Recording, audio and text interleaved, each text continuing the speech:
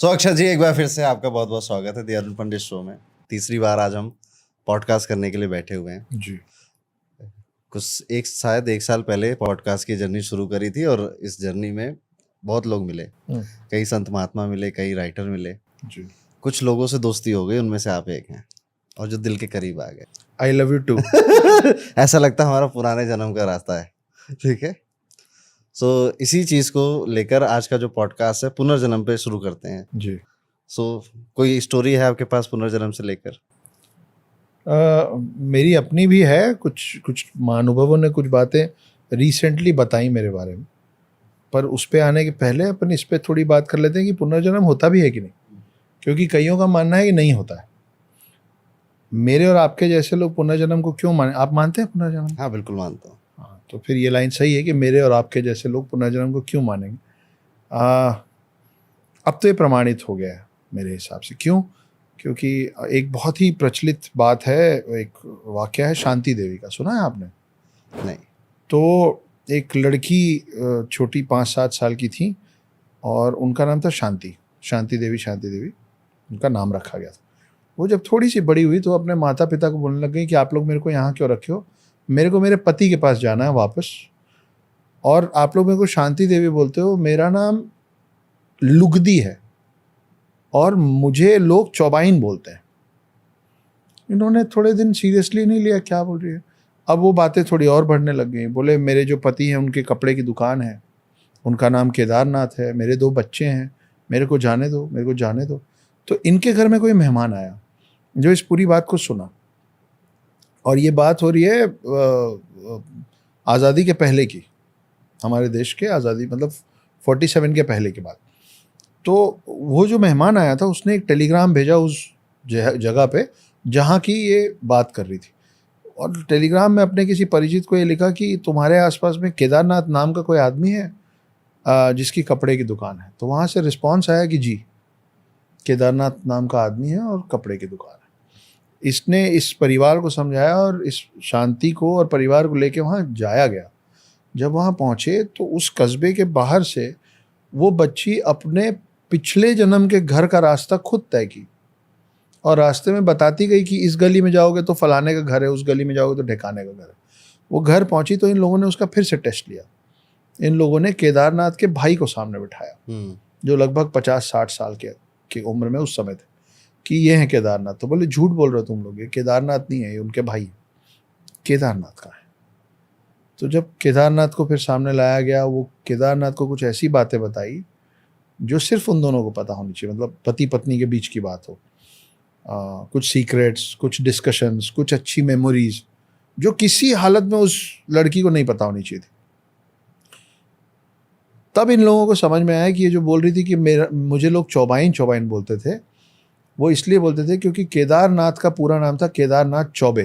तो जैसे बचपन में, मतलब पूरा अभी भी गांव में पंडित की पत्नी को पंडिताइन बोल देते हैं, है ना, वैसे उसको चौबाइन बोलते थे। तो उसको वो बात याद थी। वो अपने बच्चों से मिली, रोई, बच्चे हो गए बड़े बड़े। फिर वो उन लोगों को बोली कि घर के फला फला कोने में मैंने कुछ पैसे छुपाए थे, इन सब के सामने जाके वो पैसा निकाल के लाई। ये बात पूरे देश में बहुत मतलब आग के जैसे फैली, और ये पहुंची पहले गांधी जी के पास। पहले गांधी मैं इसलिए बोल रहा हूँ क्योंकि अब बहुत सारे गांधी हो गए। तो मोहनदास करमचंद गांधी, जिनको देश के पिता भी माना जाता है, जिससे मैं बहुत ज़्यादा इत्तेफाक नहीं रखता हूँ, उनके पास पहुंची तो उन्होंने एक कमेटी का गठन किया इस बात की प्रामाणिकता जांचने के लिए। और फिर वो कमेटी ने भी जब बाद में रिपोर्ट दी तो यही रिपोर्ट दी कि ये और कोई नहीं है, ये शांति जो है वो ही पुनर्जन्म में लुगदी थी, और बस किसी, वो जो बोलते हैं ना टेक्निकल ग्लिच, तो स्पिरिचुअल ग्लिच जब हो जाता है तो आपको गलती से कई बार पिछले जन्म की याद रह जाती है। या तो ये मतलब ये स्पिरिचुअल ग्लिच हो सकता है कि एक आम इंसान को अपना पिछला जन्म याद रह गया है, और या फिर आप एक्चुअली स्पिरिचुअली इतने हाई हो जाए। स्पिरिचुअल वर्ड आता है स्पिरिट से। स्पिरिट मतलब आत्मा, जिसको हम सोल भी कहते हैं। तो आप सोल, आपका स्पिरिट इतना हाई लेवल पे चला जाए कि आपको वो जो सुपर पावर है ऊपर, वो आपको अलाउ कर दे। कि ठीक है, तुम उस परिपक्वता पे पहुंच गया तुम्हारा सोल, या तुम्हारे सोल का एज वहां पहुंच गया है कि अब तुम उसको याद भी रखोगे ना तो तुम उसका ढिंढोरा नहीं पीटोगे। तुमको मालूम रहेगा कि तुम पिछले जन्म में कौन थे, क्या थे, तुम्हारा पिछले जन्म का किससे लेना देना है, और तुम ये जीवन व्यतीत करोगे उन लोगों के साथ पूरा कर्म हिसाब बराबर करने में। क्यों? क्योंकि तुम्हारा सोल अब उस लेवल पे है कि तुमको मोक्ष की प्राप्ति चाहिए। नहीं तो उसके पहले तो हम लोग यहीं खेलते रहते हैं। अब मोक्ष की प्राप्ति क्या है? आप जैसे जैसे अपने आपके आसपास जितने मोह पाश होते हैं, जब आप उसको एक एक करके काटते चले जाते हैं तो आपका कनेक्शन यहाँ के दुनिया से, दूसरी आत्माओं से, यहाँ के मटेरियलिस्टिक वर्ल्ड से कटता चला जाता है। और आप सोचिए ना कि एक पतंग, मैं उदाहरण दे रहा हूँ, एक पतंग एक डोर से बंधा हुआ है, ठीक है, आप उसको कितना आप ढील दे दें, लेकिन वो जुड़ा तो डोर से, तो क्या होगा कि जब आप चाहेंगे आप उसको वापस खींच लेंगे। लेकिन अगर वो जो आप पतंग उड़ा रहे हैं वहाँ पे बीच में कोई आया और धागे को काट दे, तो फिर पतंग कहीं भी जा सकती है। तो ये जो धागा है ना, ये हम लोगों का मोह है जो जुड़ा हुआ है। आप देखिए, एक नॉर्मल इंसान पैदा होता है, फिर उसको समझाया जाता है, देखो पढ़ाई अच्छे से करो, नौकरी चाहिए, नौकरी चाहिए, नौकरी चाहिए। उसके दिमाग में बैठ जाता है अच्छे से पढ़ना है क्योंकि नौकरी चाहिए। नौकरी मिल जाती है तो वो आसपास वालों को देखता है तो बोलता है गाड़ी चाहिए। फिर जब गाड़ी मिल जाती है तो बोलता है घर चाहिए। फिर घर मिल जाता है तो बोलता है लाड़ी चाहिए। फिर शादी हो जाती है तो फिर पत्नी और आसपास के सब लोग बोलते हैं बच्चा करो, बच्चा करो। फिर जब बच्चा हो जाता है तो अब वो अच्छे से पढ़े और उसको अच्छे से नौकरी मिले, इसलिए आप और मेहनत करने लग जाते हैं। और मरते दम तक वो ये चाहता होता है कि मेरे पोते की शादी देख लूँ, मेरे बेटे या बेटी के बेटे का मुंह देख लूँ, पोता हो गया और शादी भी हो गई तो उसके बच्चे का मुंह देख लूँ। सिंपल सा उदाहरण ये है कि आप और हम कुत्ता पालना पसंद करते हैं। एक आप कुत्ता पाल लेते हैं, फिर वो कुत्ता 8 साल, 10 साल, 12 साल आपके पास रहता है, आपको बड़ा लगाव है, बहुत ख्याल रख रहे हैं आप उसका, कुत्ता भी आपसे बहुत प्रेम करता है, तो आप एक मोह के पाश में बंधे हुए। अब जब वो कुत्ता मर गया, दुख तो होगा कि कोई चला गया, लेकिन हम ऐसे भी सोच सकते हैं ना कि चलो एक डोरी कटी, मोह का एक पाश खत्म हुआ, हम क्या करते हैं, हम एक नया कुत्ता खरीद लाते। तो हम चाहते ही नहीं कि हम इस सर्कल से बाहर चले जाए, हम अपने दुख खुद बनाते हैं। हम मोह में पड़ते रहते हैं। तो मोह और मोक्ष ना एक दूसरे का बहुत विरोधाभासी है। इसीलिए जितने भी बाबा, ऋषि, मुनि, सन्यासी होते हैं, ये सबसे पहले मोह को काटते हैं अपने। तो मोक्ष के प्रति आपको बढ़ना है तो आपको मोह से संबंध तोड़ना पड़ेगा। तो पुनर्जन्म, वो जो मोह का जो चक्र है ना, नहीं खत्म होने वाला, उसी का नाम पुनर्जन्म है मेरे ख्याल से। एक और बहुत इंटरेस्टिंग है कि बोरीवली में एक बंदा था और वो उसको थोड़े समय बाद अपना पुनर्जन्म याद आया, उसने अपने बारे में बताया। फिर उसने बताया कि पिछले जन्म में मेरा मर्डर हुआ था, मेरे 2 दोस्त थे, उनका ये नाम था, इसी शहर में इस तरीके से उन्होंने मेरा मर्डर किया था, और उसके बिना पे कोर्ट्स खुले और उन लोगों को सज़ा हुई। तो पुनर्जन्म आप और हम तो मानते ही हैं। अभी कुछ समय पहले की बात है कि मुझे अलग अलग जगहों पे अलग अलग लोग मिलते हैं। मैं आमतौर पे सभी लोगों से अपना कुंडली पढ़वाना, हाथ दिखवाना या सलाह लेना नहीं पसंद करता। लेकिन कई ऐसे लोग आपके आसपास आएंगे, हम सब क्या आते होंगे कि आप उनसे पूछ नहीं रहे लेकिन वो बता रहे हैं। तो 2 अलग अलग इंसिडेंट्स हुए पिछले कुछ दिन में, 2 अलग अलग लोगों के साथ। एक ने मुझसे कहा कि पिछले जन्म में आप उस समय में थे जब मुगल शासन था, पैदा आप भारत में ही हुए थे, इसी ज़मीन पे हुए थे, आप उस समय थे जब मुगल शासन चल रहा था, और आपके शरीर के 2 टुकड़े कर दिए गए थे, 2 टुकड़े कर दिए गए। एक टुकड़ा कभी मिला नहीं और आपके परिवारजन आपके बचे आधे शरीर का वो किए थे, अंतिम संस्कार किए थे। तो साथ में टेबल में जो लोग बैठे थे उसमें से बोले हाँ ये तो ठीक है, पर क्यों आधा 2 टुकड़ा क्यों किया गया था और कौन थे ये? तो उन्होंने बोला कि ये पंडित थे, मतलब पंडित मतलब मंदिर के पंडित नहीं थे, ब्राह्मण श्रेणी में थे, तो इनके आधे शरीर का अंतिम संस्कार हुआ। अब ये सब सुनने में इंटरेस्टिंग लग सकता है और आप सुनते हैं और आप बैठ के बोलते हैं कि मगर वो व्यक्ति जो वो सब मुझे बता रहा था, उसको मैंने एक बार भी नहीं बताया ना, उसको ये पता था कि इस जन्म में मेरे माता पिता की लव मैरिज है और मेरी माँ ब्राह्मण है और मेरे पिता ब्राह्मण नहीं है, तो उस हिसाब से मैं कौन हो गया? आधा ब्राह्मण। ये बात उनको नहीं पता है, लेकिन वो बता रहे हैं कि आपके आधे शरीर का ही अंतिम संस्कार हुआ था। तो बाकी का फिर आप खुद कनेक्शन लगाइए कि यार। और मैं अभी मजाक में बोलता हूँ, मेरे आसपास वाले बोलते हैं कि हाँ बड़ा पंडित बनता है, आधा ब्राह्मण तो तू है ही ना। तो मेरे अंदर ट्रेड्स भी उस तरीके के कि मेरे को मीठा खाना बहुत अच्छा लगता है ना। मैं मजाक में बचपन से बोलता हूँ, मेरे से मत लगो मैं श्राप दे दूंगा, है ना, मजाक में। लेकिन अब जब ये बात आई तो मैं मजबूर हो गया सोचने पे कि क्या। फिर एक और महानुभव मिले, उन्होंने बोला कि अच्छा बचपन से ये जो मैं अब आपको बता रहा हूँ, मैंने पहले भी कहीं बोला, बचपन से जब मैं एम्बुलेंस के सायरन की आवाज़ सुनता तो मैं परेशान हो जाता, हमेशा परेशान हो जाता। मैं थोड़ी देर के लिए ब्लैंक हो जाता, कहाँ जाता हूँ मैं ब्लैंक होकर मेरे को नहीं पता, लेकिन मैं अंदर से मेरे में बहुत ज़्यादा कुलबुलाहट होने लग जाती। तो एक महानुभव मिले, मैं उनके पास नहीं बैठना चाह रहा था, तो उन्होंने बोला कि एक बात बता देता हूँ, ठीक लगे तो बैठ जाना, आप किसी का तिरस्कार भी नहीं कर सकते ना। तो बोलते ठीक है साहब बता दो। तो उन्होंने बोला कि पिछले जन्म में, ये जो पहले बताया उन्होंने ये नहीं बोला कि पिछले जन्म में, उन्होंने बोला कि एक जन्म में तुम्हारे साथ, ये बोले कि पिछले जन्म में तुम महिला थे और घर से अस्पताल ले जाने के रास्ते में तुम्हारा देहांत हो गया था। उनको मैंने नहीं बोला हुआ है कि मेरे को एम्बुलेंस की आवाज़ से अभी भी कुछ। तो मेरा ये भी मानना है कि कई बच्चे जो, देखिए आप अपने आसपास देखेंगे ना, कोई बच्चा सबके गोद में आराम से जाता है, कोई बच्चा किसी के पास नहीं जाता, कोई बच्चा पानी से डरता है, कोई बच्चा पानी में खेलता है ना। ये सब जो है मेरे को लगता है कि शुरुआती तौर में उस सोल की जो पिछले जन्म की मेमोरीज हैं वो इंस्टिगेट करती हैं उनको कि एक किसी चीज़ से जो फोबिया है। अब बच्चा है, उसको मालूम ही नहीं कि पानी में डूबना क्या होता है, तो पानी से डर क्यों रहा है, उसके पीछे लॉजिक क्या है कि उसको पानी से डर लग रहा है, या आप उसको पानी में छोड़ना चाह रहे हैं तो पानी में नहीं खेलना चाह रहे।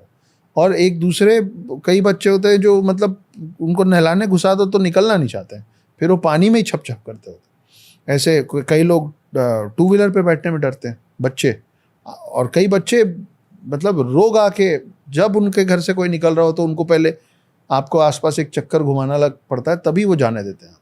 और दूसरा एक बच्चा है जिसको आप ज़बरदस्ती पे बैठाएंगे तो नहीं बैठेगा। तो इस तरीके की जो चीज़ें हैं, शायद मेरी ये एक दो चीज़ें जो लोगों ने मुझे बताया, उसी बिना पे उनका भी होता होगा कि किसी का अगर रोड एक्सीडेंट हुआ होगा तो शायद वो मोटरसाइकिल से बैठने में डरता होगा, कोई डूब के अगर मरा होगा तो शायद वो इस जन्म में वो बच्चा पानी से थोड़ा सतर्क रहता होगा। ऐसा होता है। और पुनर्जन्म पे हमें वैसे भी मानना पड़ेगा, गीता में श्री कृष्ण जी ने साफ साफ बोला है कि मैं तुम्हारे इस जन्म और आने वाले सारे जन्मों को करता धरता हूँ मैं। श्री कृष्ण जी ने वहाँ पे साफ साफ ये क्लियर कर दिया कि पुनर्जन्म होते हैं। दूसरा जो आपने कहा कि पुनर्जन्म की, तो मेरी भी ऐसी मुलाकात हुई थी। अरे बताइए ना। तो एक पंडित जी मिले थे, वो नहीं जानते थे कि मैं कौन हूँ, मैं किस तरह का काम करता हूँ। वो नाड़ी पत्रा पढ़ते थे। तो अभी साउथ में ये बहुत फेमस है नाड़ी पढ़ना। कई नाड़ी केंद्र होते हैं जहाँ पर आप जाओ तो आपके पास्ट लाइफ और आने वाली लाइफ का, आपकी इवन वाइफ और हस्बैंड का नाम भी लिखा होता है। नाड़ी केंद्र बोलते हैं। तो साउथ में, केरल वगैरह में बड़ा फेमस है ये। कई सारे फेक भी हैं और कई सारे फ्यूचर का भी मालूम होता है। फ्यूचर का भी लिखा होता कि है, शादी कैसी आपका होगी, जीवन साथी कौन होगा। बिल्कुल। और वो पढ़ते हैं वहाँ पे, नाड़ी रीडर्स होते हैं। तो ऐसे एक मुलाकात हुई तो उन्होंने कहा कि मेरा पिछला जन्म हुआ था मथुरा में, और मैं एक शिक्षा अधिकारी था और मैं सरकार के साथ काम करता था और लोगों की सरकारी नौकरियां खूब लगाता था। ठीक है, मतलब उनको पूरी हेल्प करता था सरकारी नौकरी। तो ऐसे कर करके मैंने बहुतों का परोपकार किया। मेरे दोस्त की एक सिस्टर रही होगी और उस सिस्टर की शादी होने वाली होगी। सो उस दोस्त ने मुझसे पैसे मांगे होंगे, मैंने उसको पैसे दिए नहीं दिए, कोई XYZ रीज़न, तो उसकी शादी नहीं हो पाई। ठीक है, तो वहाँ से मुझे एक कर्ज लगा कि तुम्हें कभी बहन का सुख नहीं मिलेगा। ठीक है, तो मेरी सिस्टर नहीं है। ठीक है, और ये बात उन्हें पता नहीं थी, पर वो मेरे पुनर्जन्म से कनेक्ट करके बता रहे हैं। और ये उस टाइम उन्होंने बताया था जब मैं पढ़ाता नहीं था। जैसे अभी तो ज्योतिष पढ़ाने लग गया हूँ। तो सोचिए उस समय शिक्षा अधिकारी, एजुकेशन से रिलेटेड, आज का भी काम जो है इस लाइफ में वो पढ़ाई और एजुकेशन से रिलेटेड, और बड़े इत्तेफाक से शुरू हो गया। कोई नहीं कि ऐसा प्लानिंग के साथ शुरू हुआ होगा जी। और जैसे उन्होंने कहा कि कईयों की हेल्प करी। ठीक है, तो मैं अपनी लाइफ में ये देख रहा हूँ कि मुझे बहुत ज़्यादा कुछ नहीं आता, पर मुझे हेल्प करने कई लोग आ जाते हैं। ठीक है, तो शायद उस लाइफ में जिनकी की थी वो लौट लौट के वो आ लौट लौट, हाँ, तो कर्म से तो पुनर्जन्म जुड़ा ही हुआ है जब तक आप अपने पूरे कर्म नहीं काटेंगे। मुंबई में मैं एक बार एयरपोर्ट जा रहा था ऑटो से, क्योंकि वो मेरे को दरिया पार करके आना होता है तो लंबा पड़ता है, तो दरिया पार करके आने वाला रास्ता छोटा है, तो दूसरी तरफ ऑटो होता है। मैं एयरपोर्ट जा रहा था, मेरी आदत है जो भी मेरे आसपास होते हैं उनसे नाम क्या है, कहाँ से हो, बात करते करते। तो एक अधेड़ उम्र का ऑटो चालक था, मैं पीछे बैठा, थोड़ी बहुत बतियाते हम पहुंच गए एयरपोर्ट, और मैं एयरपोर्ट किसी को लेने जा रहा था और मैं लेट हो गया था 2-5 मिनट। तो मैं मान के चल रहा था कि बिल्कुल बाहर खड़े मिलेंगे मुझको, तो मैं उनको बोला कि बाबा आप 5 मिनट रुको, मैं उनको लेके आता हूँ, अपन जहाँ से आए वहीं छोड़ दीजिएगा।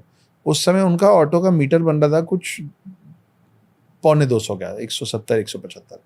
तो बोले जी जी आप हो क्या, ये मैं इंतज़ार करता हूँ। मैं जल्दबाजी में उनका नंबर लिया नहीं, ऑटो वाले का, कौन लेता है, बस मैंने ऑटो का नंबर पढ़ लिया कि भीड़ में मैं पहचान जाऊँ ये वाला है। मैं अपना जो भी हाथ में मैं सैचल रखता हूँ, साइड पॉकेट बैग, वो लेके मैं चला गया। जब मैं वहाँ पहुँचा तो पता चला कि 20-25 मिनट फ्लाइट लेट है और काफ़ी अंदर चल के जाना पड़ता है। तो अब आ रहे हैं में मैं आधे घंटे खड़ा रहा। आधे घंटे बाद वो आए, मैंने उनको बोला था ये पार्किंग के आसपास खड़े होने नहीं देते हैं, तो मैंने उनको बोला था थोड़ा सा आगे जाएंगे, वहाँ पेट्रोल पंप है, वहाँ वेट कीजिएगा। बोले ठीक है। आधे घंटे बाद मैं एक बार के लिए सोचा कि आदमी यही सोचा होगा कि मेरे को बेवकूफ़ बना के चला गया यार ये, लेकिन देख लेते हैं, बोला था कम से कम मैं अपने साइड का प्रॉमिस तो रखूं। तो मैं उनके साथ उनका सामान लेके जो जिनको मैं लेने आया था उस पेट्रोल पंप तक गया, तो वो आदमी अभी आधे घंटे बाद तक मीटर चालू करके मेरा वेट कर रहा था। हम बैठे, मैं माफ़ी मांगा, बोला कोई बात नहीं साहब। मैं बोला चलते हुए, मैं बोला एक बात बताइए, मैं बोला था मैं 5 मिनट में आ रहा हूँ, मैं 35 मिनट में आया हूँ, आप खड़े हुए हो। अगर और आधे घंटे वेट करते और उसके बाद आपको समझ में आता कि यार ये प्यार से बात करके कोई मेरी काट के चला गया, तो कैसे मालूम था आपको कि मैं लौट के आऊँगा। इतना प्यारा जवाब दिया अरुण जी उसने। बोले साहब ऐसा है कि अगर आप नहीं आते तो मैं मान लेता कि पिछले जन्म का मैंने आपका कर्जा खाया होगा, ये मीटर का पैसा जो डूब गया वो मेरा कर्जा उतर गया, आप आ गए, मैं वेट कर रहा था। तो हमारे में तो कम पढ़ा लिखा गांव का अनपढ़ गंवार भी ये मानता है कि पुनर्जन्म होते हैं, और हम और आप क्या माने, हमारे तो ग्रंथों में लिखा हुआ है। अब ये जो दशावतार हैं, वो दशावतार क्या है, विष्णु जी के ही अलग अलग जन्म है ना, जिसमें से 9 जन्म हो चुके हैं, दशावतार में से 9 अवतार आ चुके हैं, और अब क्योंकि हम कलयुग में हैं, अब अगला अवतार कल की अवतार आना। तो हमारे और कर्म जो आप मैंने बताया कि आधा शरीर हुआ था, तो आपने बताया दूसरों की मदद किया था, तो आ जाते हैं मदद। तो कर्म तो इतना जुड़ा हुआ है कि वो कहानी है ना कि राम ने बाली सुग्रीव में बाली पे तीर चलाया था, और फिर लास्ट में मतलब रिवर्सल हुआ श्री कृष्ण कि श्री कृष्ण के एड़ी में जो तीर आके लगा, वो शिकारी जो था वो बाली का नेक्स्ट जन्म था, और ये राम के नेक्स्ट जन्म थे। तो हमारे तो हम ना माने ऐसा हो ही नहीं सकता। अब जैसे आपने बीच में भी फोबिया की बात करी थी जी, और जैसे ये जन्म की और कर्मों की बात कर रहे हैं, ज्योतिष में इसको पढ़ने के भी तरीके हैं। इसे हम ज्योतिष में कहते हैं पेंडिंग लाइफ कर्मा या पेंडिंग लाइफ टेक्निक, जिससे ये पता चलता है कि इस लाइफ में आपका कौन सा कर्म पेंडिंग है। और वहां पर अभी पूरा बताना तो संभव नहीं है, लेकिन वो रिश्ते आपको मिलते हैं, वो लोग आपसे टकराते हैं, जो कि पिछले जन्म में आपसे कनेक्टेड तो कुछ पेंडिंग रह गया है। ठीक है, तो होता ना कि कुछ कुछ को ऐसी वाइफ मिल जाती है खून पीने वाली, तो पास्ट लाइफ में आपने पिया था खून, तो आपका कर्म पेंडिंग है, इसलिए वो मिल रही है, तो इसलिए मेरे को ड्रैकुली मिल रही है। ऐसा होता है। और जैसे धनु राशि अगर फर्स्ट हाउस में हो, तो इनमें आप देखोगे 85% लोगों को ऊंचाई से डर लगता है। हाँ, ये कुंडली से बताया जा सकता है कि आपका फोबिया क्या है। तो ये पास्ट लाइफ का एक कर्मा धनु राशि फर्स्ट हाउस में अगर बैठी हो तो ये लेकर आते हैं। ऐसे कई सारी चीजें होती हैं। वो अभी आपने दशा अवतार का नाम छेड़ दिया है जी। सो इस पे मैं थोड़ा बताऊं, फिर हम कल्कि की बातें करेंगे। ठीक है। ज्योतिष में कॉन्सेप्ट होता है कि ये जो 9 अवतार हुए हैं ये 9 ग्रहों से रिलेटेड हैं। ठीक है, और 9 ग्रह हमारी 12 राशियों से रिलेटेड हैं। ऐसे ही जो भी राशि आपकी है उसके डाइटी से आपका जीवन कनेक्टेड होता है। ठीक है, जैसे अगर हम बात करें मेष राशि वालों की, ठीक है, तो जिसके फर्स्ट हाउस में मार्स है या जो मेष राशि का व्यक्ति है, ऐसे व्यक्ति अपनी लाइफ स्टोरी नरसिंह से कनेक्टेड पाएंगे।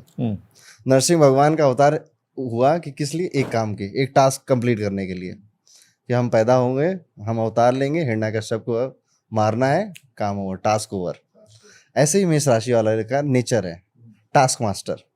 काम बताओ, काम करके देना है। उनको बोल दो कि भाई पहाड़ तोड़ना, वो तोड़ने चले जाएंगे। Okay, they don't think too much, बहुत ज़्यादा सोच विचार के काम नहीं करते, इम्पल्सिव होते हैं, नर्सिंग जैसे। जो करना है वो करना है, ठीक है, थिंग डन करनी है बस। अब जैसे वृषभ राशि पे आए तो वृषभ राशि के लोगों का कनेक्शन होता है परशुराम जी से। ठीक है। अब परशुराम जी को अगर आप देखोगे तो इनको गुस्सा बहुत आया। इनके जमदग्नि फादर थे, फिर उन्होंने 21 बार क्षत्रियों विहीन कर दिया। करेक्ट। जितनी बार भी इन्होंने एक राजा को मारा था, इनके फादर ने बोला था उसकी जगह दूसरा राजा रखना पड़ेगा तुम्हें, ताकि समाज की व्यवस्था बनी रहे, बैलेंस बना मेंटेन रहे। तो ये हर बार जब एक राजा को, क्षत्रिय राजा को मारते थे, तो उसके बाद ये ढूंढते थे कि हु इज द वर्दी वन, उसको फिर राजा बनाते थे। ऐसे ही वृषभ राशि वाले नेचर हैं। ये एक परंपरा को या एक ट्रेडिशन को खत्म करके उसको दोबारा से स्टेबल करने की पूरी लाइफ कोशिश करते रहते हैं। अभी के हिसाब से उदाहरण के हिसाब से, जैसे कि ये अपने घर में होगा, इनके घर में लेट्स सपोज ये घर के सबसे छोटे हैं, घर में कोई गलत परंपरा चल रही है कि लड़कियों को काम नहीं करने दिया जाएगा, तो ये उस परंपरा के खिलाफ लड़ेंगे, उसको ख़त्म करेंगे और अपनी वाइफ से काम करवाएंगे और एक नया ऑर्डर इस्टेब्लिश करेंगे जो कि ज़्यादा प्रोग्रेसिव होगा, ज़्यादा समाज या समय के हिसाब से मॉडर्न होगा। ये इस हिसाब से काम करेंगे। ऐसे ही अगर हम भगवान श्री राम को ले लें तो उन्हें सूर्यवंशी कहा जाता है। तो सूर्यवंशी यानी कि आप जैसे सिंह राशि वालों को सूर्यवंशी मान सकते हो। फर्स्ट हाउस में अगर सूर्य है आपका, तो आपकी कहानी राम जी से ऐसे कनेक्टेड होगी, जो कि बहुत ज़्यादा मॉरल हो, मॉरली आप बहुत ज़्यादा स्ट्रांग हो, ठीक है, और उसी की वजह से पिटते हो, ठीक है। आप भगवान श्री राम को देखो, वो बहुत ज़्यादा आइडियलिस्टिक है, मॉरलिटी बहुत ज़्यादा है उनके लिए। शायद त्रेता युग में वो चल जाती होगी, पर आज कलयुग में आपकी जो मॉरलिटी है वो आपको कष्ट नुकसान पहुंचा। नहीं, मॉरलिटी तो उस समय भी कष्ट ही पहुंचाई है। कष्ट ही पहुंचाई है। राम जी भी तकलीफ तो पाए थे। और सिंह राशि वाले ये भी देखेंगे कि दूसरों के किए गए प्रोमिसेस या दूसरों ने जो अपने ऊपर दिक्कतें ले ली थी उसका खामियाजा आप भुगत रहे हो। जैसे दशरथ जी ने प्रॉमिस तो दशरथ का था ना, राम जी का तो लेना ही देना नहीं था। हाँ, कैकेयी से जो प्रॉमिस लिया था, लेकिन वनवास पे जाना पड़ा इनको, राम को जाना पड़ रहा है। सो इस तरह से दूसरे, यानी कि आपके रिश्तेदार यूजुअली आपके फादर ही होते हैं इस लाइफ में भी। अच्छा, वो कुछ ऐसा काम करेंगे जिसको आप भुगत रहे हो। जैसे कि पापा ने बहुत ज़्यादा लोन ले लिया, कर्ज ले लिया, नाउ यू हैव टू पे, और आपकी लाइफ जा रही है उसको पे करने में। सो ये सिंह राशि, और आप उस चीज से मतलब आप उससे अपने आप को अलग नहीं करते है ना। मतलब आप ये नहीं बोलते हैं कि भाई जिससे लिया उससे बात करो। आप राम है ना, ये सूर्यवंशी है, ये राम है।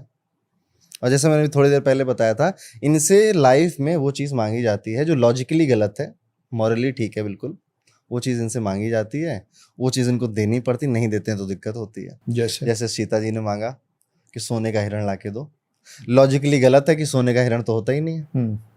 मॉरली ठीक है कि वाइफ मांग रही है तो मुझे कुछ तो करना है, वाइफ के लिए देना है। तो इस तरह की सिचुएशंस भी जब ये 40s के एज के आसपास पहुंचते हैं तो इनके साथ होने लग जाता है। अब हम अगर श्री कृष्ण के अवतार की बात करें तो ये रिलेट करता है कर्क राशि से, जिनके फर्स्ट हाउस में चंद्रमा बैठा है या फिर जो कर्क राशि के हैं। श्री कृष्ण से रिलेटेड लाइफ, श्री कृष्ण ने हर वक्त वो काम किया है जो लोगों ने उनसे एक्सपेक्ट नहीं किया है। लोगों ने नहीं एक्सपेक्ट किया था कि जब महाभारत का युद्ध होगा तो आप ज्ञान देंगे गीता का। ऐसे ही कर्क राशि वाले लोग हैं, ये वो काम करते हैं जो लोगों ने इनसे एक्सपेक्ट नहीं किया है, इमोशनली हो या फिर प्रैक्टिकली। ये बिल्कुल अलग डिफरेंट खुद लड़ रहे हैं पांडवों की तरफ से, लेकिन अक्षुणी सेना दे दी कौरवों को। बिल्कुल अनप्रेडिक्टेबल काम करेंगे जस्ट लाइक कृष्ण। तो ये ऐसा नेचर होता है हर राशि का, अपने डायटी के साथ बंधा होता है। अभी आपने बीच में एक बात कही थी कि मैं बचपन से कहता था कि श्राप दे दूंगा। एक्चुअल में ऐसे लोग आज भी हैं जिनकी अगर पर्टिकुलर प्लैनेटरी कॉम्बिनेशन मिल जाए हॉरोस्कोप में तो उनके श्राप लग जाते हैं और आशीर्वाद भी लग जाते हैं।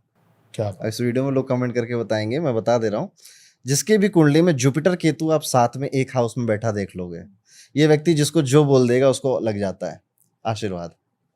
अब भगवान ने इनका नेचर ऐसा बनाया ना कि जल्दी आशीर्वाद देते नहीं है या जल्दी किसी को अच्छा बोलते हैं, बड़े कंजूस हैं आशीर्वाद के लिए। और इसी का उल्टा, जिसका सैटर्न केतु साथ में मिलेगा आपको, ये व्यक्ति बुरा जो बोल देगा वो हो जाएगा। अच्छा, और ये जल्दी बुरा नहीं बोलते किसी को। हाँ, हमारे बीच एक दोस्त था, उसको हम मजाक में काली जुबान बोलते थे। ये सच में हुआ है मेरे स्कूल टाइम में कि हम कई दोस्त बैठे हुए थे और एक दोस्त बोला मेरे को जाना है और बाकियों का मन नहीं था कि वो जाए। तो जैसे ही वो निकल रहा था ना, तो उस एक दोस्त ने बोला कि देखना तू जा रहा ना, मजाक में, तू जा रहा ना, देखना अभी अगले चौराहे पे ना एक्सीडेंट हो जाएगा तेरा। हाँ वाह करके वो निकला और 10 मिनट बाद वो वापस आया, उसका सही में एक्सीडेंट हो गया। बोला तब से हम लोग उसको, और वो जब बोलता था जो बोलता था लगभग हो जाता। ऐसे ही जिसका मूलांक 7 होता है, भाग्यांक 7 होता है, उनके साथ उनकी जुबान भी काली होती है। ऐसा? तो ये जब मतलब जैसे सोच के बोलेंगे तो नहीं होगा। हम्म। जैसे मैं सोच के बोलूं कि यार मेरा सीए का एग्जाम क्लियर हो जाए, नहीं, जो इत्तेफाक से मुंह से निकल गया, हाँ, जो मन गलती में आया और मुंह पे आ गलती गया। से निकल गया, वो चीजें सच हो जाती, मूलांक 7 की या भाग्यांक 7 की। तो ऐसे कई इंटरेस्टिंग चीजें हैं जो ज्योतिष जिसको सत्यापित करती है, और मुझे तो अपनी लाइफ में एक्सपीरियंस करना पड़ता है, तो मैं तो बहुत बिलीव करता हूँ इन सब चीजों में। अब आपकी क्या राशि है? मेरी कुंभ राशि है, ठीक है। बताइए। कुंभ राशि को देखा जाए तो इसको ये नेटवर्किंग की राशि है। दूसरों से कैसे काम करवाना है कुंभ राशि को आता है। 11th हाउस में पड़ती है ना, तो इनको बखूबी आता है कि एक कोई टास्क है, कई सारे ग्रुप को मिलाकर कैसे मुझे इसको कैरी ऑन करना है। मतलब लीडरशिप क्वालिटी। हाँ, लीडरशिप क्वालिटी होती है। नेटवर्किंग में ज़्यादा कहूँगा कि इसकी क्वालिटी इनकी होती है। इनसे लोग कनेक्ट भी हो जाते हैं, इनके मिशन को देखकर या इनके एजेंडा को देखकर किसी ना किसी वजह से लोग कनेक्ट भी हो जाते हैं। कुंभ राशि सबसे ज़्यादा वो राशि है, इसे ज्योतिष की राशि बोला जाता है। तो जितने कुंभ राशि वाले लोग हैं, आप किसी का भी यूट्यूब पे चैनल उठा लो, किसी भी एस्ट्रोलॉजर का, और उसका मोस्ट व्यूड वीडियो देखो, वो कुंभ राशि का ही मिलेगा आपको। अच्छा, उनको इन चीज़ों पे ज़्यादा इंटरेस्ट है ज़्यादा। तो कुंभ राशि वाले सबके चैनलों पे जा रहे हैं और अपनी राशि के बारे में सुन रहे हैं। तो ये भी कुंभ राशि के ज्योतिष की राशि बोला जाता है। और ये एक ऐसी राशि इसके अंदर सबके गुण मिल जाते हैं, हर एक राशि का थोड़ा थोड़ा गुण इसमें मिल जाता है। इसी तरह से जो पाइसेस है, मीन राशि या आखिरी राशि है, ये गुरु की राशि है, जुपिटर की। तो इनको मैं कहता हूँ ये भगवान भरोसे वाले लोग हैं। अच्छा। कि जो होगा देखा जाएगा यार, देख लेंगे, नौकरी छोड़नी छोड़ दो, बाद में देखा जाएगा, ये वाला एटीट्यूड लेके चलते हैं। और एक राशि है वृश्चिक। वृश्चिक राशि हनुमान जी से रिलेट करती है। पूरी रामायण निकल गई, हनुमान जी की मदद करने कोई नहीं आया। हनुमान जी ने सबकी मदद करी, और नोबडी कम्स टू, चल हनुमान यार तुझे कोई दिक्कत है मैं तेरी हेल्प कर देता हूँ, नहीं आया कोई। तो इस लाइफ में भी इनकी मदद करने कोई नहीं आएगा। नहीं, तो हनुमान जी के पास मदद लेके इसलिए भी कोई नहीं आया क्योंकि हनुमान जी को कभी मदद की जरूरत पड़ी नहीं। अरे इतने शक्तिशाली रहे हैं, कहीं भी चल रहा था, तो एक स्टोरी के माध्यम से भी अगर आप देखोगे तो नोबडी केम। जैसे हनुमान जी राम जी के बहुत काम आए, राम जी के कई सारे काम किए उन्होंने। हनुमान जी के काम कोई ऐसे नहीं कि हनुमान जी आप रेस्ट करो मैं चला जाता हूँ, ठीक है, ऐसा कोई नहीं था। तो इनको रेस्ट नहीं मिलता। वृश्चिक राशि नहीं, रेस्ट सब मिलता है, बस वृश्चिक राशि कभी ये ना सोचे कि कोई मदद करने आएगा। अच्छा, वो तैयार रहे, जो करना है खुद करना है। ओके। तो वृश्चिक भी मंगल की राशि है, और ये मंगल कनेक्ट होता है हनुमान जी से। तो इस तरह से कई सारी चीज़ें हैं। ये स्लाइड बड़ी इंटरेस्टिंग है। ये एस्ट्रोलॉजी जब आप पढ़ते हो ना, और ये कहानियों से कनेक्ट करते हो लोगों की लाइफ को, तो बहुत दिलचस्प आती है। चलिए, सब बातें हैं, मेन बातों पे आते हैं, कल की, ठीक है जी। सो कल की अवतार के बारे में कोई नई दशावतार की बात कर रहे थे। दशावतार, यस। कल्कि अवतार के बारे में देखिए, नया बता पाना इसलिए कठिन है क्योंकि कल्कि कोई ऑलरेडी आए हुए अवतार है नहीं। आप उनके बारे में वही बता सकते हैं जो कल्कि पुराण में आपके लिए लिखा गया हो।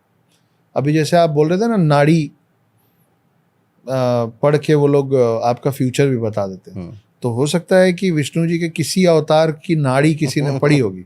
नहीं, मैं सीरियस हूँ, हो सकता है ना। कि हाँ, आपको और मेरे को यहाँ बैठ के कैसे पता है कि कल्कि अवतार आएंगे? तो कल्कि अवतार के पहले आखिरी अवतार कौन थे? कृष्ण थे। कृष्ण ही रहे अभी, गौतम बुद्ध। लेकिन गौतम बुद्ध 2 हैं, पता है ना आपको? नहीं, ये नहीं पता। ये जो बुद्धिज्म वाले गौतम बुद्ध हैं, वो आपके दशावतार के गौतम बुद्ध नहीं है, वो दूसरे गौतम बुद्ध हैं। थोड़ा एक्सप्लेन करेंगे? वो हम अलग से बात करेंगे उस पर। अभी मेरा थोड़ी सी पढ़ाई बची हुई, थोड़ा सा मेरे को और क्लैरिटी चाहिए बोलने के पहले। तो हो सकता है कि बुद्ध की नाड़ी किसी ने पढ़ी होगी और बता दिया होगा, उस समय शायद लिखाया होगा कि इनका अगला जो रूप होने वाला है वो इस तरीके से होगा जिसका नाम कल्कि होगा। तो इसलिए आपको और मुझको कुछ चीज़ें पता है। क्या पता है कि उनके पिता का नाम विष्णु यश होगा, उनकी मदर का नाम, मतलब विष्णु यश की पत्नी का नाम सुमति होगा। उनकी जो शादी होगी, अभी आपने बोला था नाड़ी पढ़ के आपकी पत्नी आपका जीवन साथी बताया जा सकता है, तो लिखा हुआ है कल्कि पुराण में कि उनकी पत्नी का नाम पद्मावती होगा। वो दीपिका पादुकोण जी वाला पद्मावती नहीं,